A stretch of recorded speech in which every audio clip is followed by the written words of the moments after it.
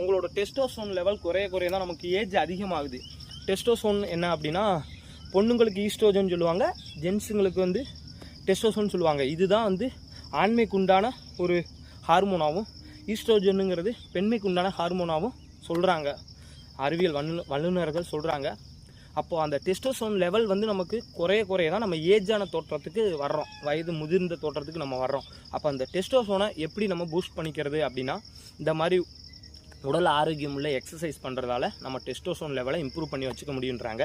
பாடி பில்டர்ஸ்லாம் வந்து பார்த்திங்கன்னா இந்த தசைகள் இப்படி வர்றதுக்கு எல்லாமே பார்த்தீங்க அப்படின்னா அவங்க எடுக்கக்கூடிய சப்ஸ்டன்ஸ் என்னென்னு பார்த்தீங்க அப்படின்னா அது டெஸ்டோஸ்டெரோன் தான். அது எதுக்காக அப்படின்னா அவங்களோட மசில்ஸ் க்ரோத்தை இம்ப்ரூவ் பண்ணுது. அப்போ டெஸ்டோஸ்டெரோன் எவ்வளோ இம்ப்ரூவ் ஆகுதோ உங்களோட தோற்றம், வெளி தோற்றம் பார்க்குறதுக்கும் நல்லாயிருக்கும், இன்டர்னல் ஆர்கன்ஸும் நல்லாயிருக்கும். நம்ம அதை பூஸ்ட் பண்ணணும். இன்னொன்று பார்த்தீங்க அப்படின்னா நம்ம மன அழுத்தம் இல்லாமல் இருக்கிறதுக்கு ஹாப்பி ஹார்மோன்ஸ்னு சொல்லப்படுற டோபமைன், செரோட்டோனின், இதுவும் வந்து நமக்கு வயசாக அதோட வேலை செக்ரீஷனை குறைக்குது, அதோட உற்பத்தி திறன் குறையுது. அப்போ நம்ம என்ன பண்ணுறது, அதை உற்பத்தி அதிகம் பண்ணுறதுக்கு என்ன பண்ணுறது?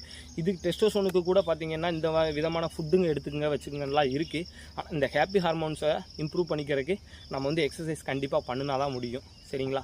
இதுக்கப்புறம் நம்ம இப்போ நான் ஓடுறதுக்கு இன்னும் கொஞ்சம் நேரத்தில் ஸ்டார்ட் பண்ணிடுவேன். ஏன்னா எப்பயுமே நான் வந்து பிடிச்சிட்டே தான் பேசுவேன். என் ஃப்ரெண்ட்ஸுங்களாம் சொன்னாங்க நீ நல்ல ஒரு ஸ்டேபிளாக வச்சு பேசுன்னு சொல்லி, அதனால் நான் ஒரு ட்ரைபேட் வாங்கியிருக்கேன். அதை வச்சு தான் இப்போ நான் வீடியோ போட்டுட்ருக்கேன். இது கொஞ்சம் குவாலிட்டி நல்லா இருந்த மாதிரி இருந்துச்சு. இடையில ஸ்டாப் பண்ணிவிட்டு செக் பண்ணேன். இப்போ நம்ம ஓடுறப்ப போட முடியாது கண்டிப்பாக. அது எடுத்தாலும் அந்த வீடியோ கொஞ்சம் சேக்கிங்காக தான் இருக்கும். ஆனால் ஸ்க்ரீன்ஷாட் எடுப்பேன். நான் ஸ்ட்ராவான ஒரு ஆப்பை யூஸ் பண்ணிட்டு தான் ரன் பண்ணுவேன். இது வந்து எனக்கே வந்து ஒரு பெரிய அச்சீவ்மெண்ட்ஸ் மாதிரி தான். ஏன்னா ஃபஸ்ட் டைம் நான் 10 கிலோமீட்டர் ஓடினேன், 12 கிலோமீட்டர் ஓடினேன், 13, 15, 16, 18, 21, 25, இப்போ கடைசியில் பார்த்தீங்கன்னா 28 வரைக்கும் முடிச்சிருக்கேன். அதுவே ஆனால் கஷ்டப்பட்டு தான் முடித்தேன். நான் ஸ்டாப்பாக 3 ஹவர்ஸ் ஓடுறப்ப பார்த்தீங்க அப்படின்னா சொட்டிங் வரும், கால் வலிக்கும், யூரின் வரும், சில டைம் வாமிட் வர மாதிரி கூட இருக்கும், தண்ணி தாகம் எடுக்கும், எல்லாமே நடக்கும். இதெல்லாம் சேஸ் பண்ணி நம்ம வர்றப்போ தான் நம்ம ஒரு சக்ஸஸ் பர்சன். அது மாதிரி நான் இப்போ இன்றைக்கி வந்து 32 பிளான் பண்ணியிருக்கேன். இந்த வீடியோ முடிச்சுட்டு நான் உங்களுக்கு அதை போஸ்ட் போடுறேன். ஏன்னா இப்போ நம்மகிட்ட ட்ரைப் இருக்கிறதால நீட்டாகவே ஓடி முடிச்சு வந்து நின்னே பேசுகிறேன். ஏன்னா எப்பயுமே மூச்சு வாங்க அப்படி இப்படி செல்ஃபியை பிடிச்சி பேசுகிற மாதிரி இருக்கும்.